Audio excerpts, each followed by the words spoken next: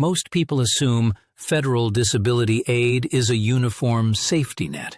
But why can two people with the same disability have totally different lives just by crossing a state line? Your federal check could mean stability in one state, but poverty in another. Getting approved, finding care, even holding a job. It all depends on your state.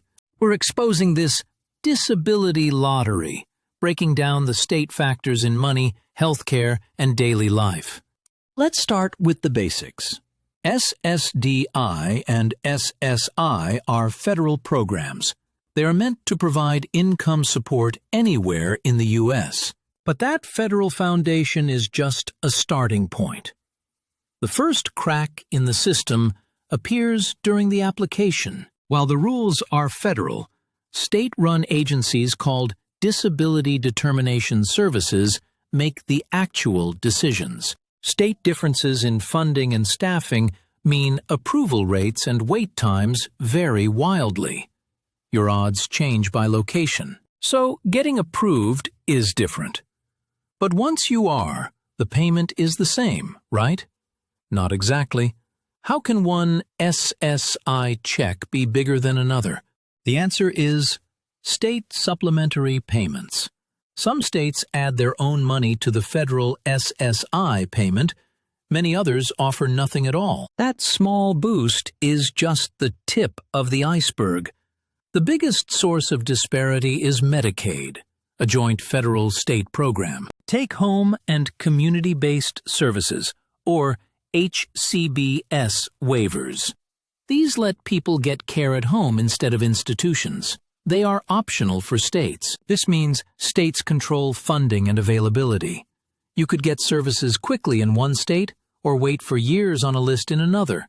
Another variable is paying family caregivers. All states allow it, but the rules and pay rates differ, impacting family financial stability. Want to work? Most states have Medicaid buy-in programs to keep your health coverage while earning more. But each state has different rules and costs. Medicaid isn't one program. It's over 50 versions creating separate realities. What does this look like on the ground? Let's check the rankings. States like North Dakota, Iowa, and Wisconsin rank high. They offer good healthcare access, affordability, and economic opportunities. On the other hand, Mississippi often ranks low for poor health care, while California's high costs destroy the value of federal benefits, and policy can shift instantly. An Indiana rule change for Medicaid waivers led to a massive spike in care denials for existing recipients. This comes back to simple math. A $943 federal SSI check buys a completely different life in Des Moines, Iowa, than in Los Angeles. We've seen the rankings and the real-world impact. But why do states make such different choices to begin with? A huge part of the answer is politics. State partisanship and local interest groups heavily influence disability accommodation policies. Money is the other half of the story. Wealthier states with a higher tax base are simply more able to fund generous disability programs. This political and economic climate creates a feedback loop.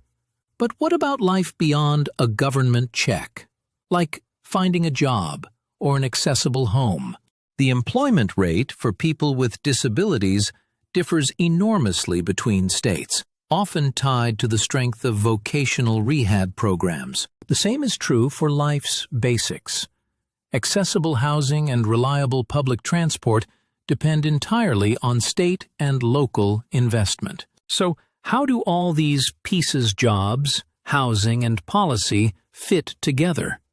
The connection often leads right back to a state's Medicaid program. Remember the Medicaid buy-in? A state with a generous program makes it safe to take a better job without losing life-sustaining health care. And consider purchasing power. A good job market means little if the cost of accessible housing makes living there on a fixed income impossible. It is a complex web. A state's politics, wealth, and its specific program rules combine to define the opportunities and barriers you will face. So we see federal programs provide a floor, but the state truly builds the house you live in. The quality of that house varies enormously. This isn't just about budgets. It's the difference between independence and institution, between stability and poverty, between thriving and surviving. Understanding this system is power. For advocates, it shows the fight is at the state level. For families, it's a guide for what to investigate. Share this video to make more people aware of the disability lottery in America, and tell us in the comments what your experience has been.